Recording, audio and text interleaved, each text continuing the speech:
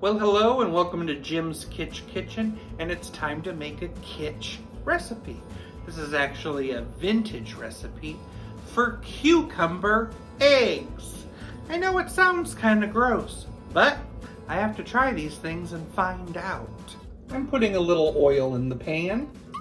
I'm going to add a chopped onion and a sliced cucumber.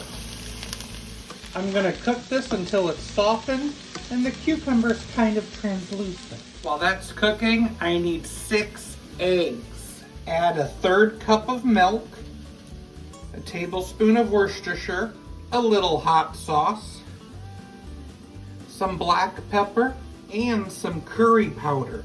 That'll make it good. Mix that together. Time to mix in those eggs and let's get cooking. Cook it to your desired level. Looking interesting. Cucumber eggs.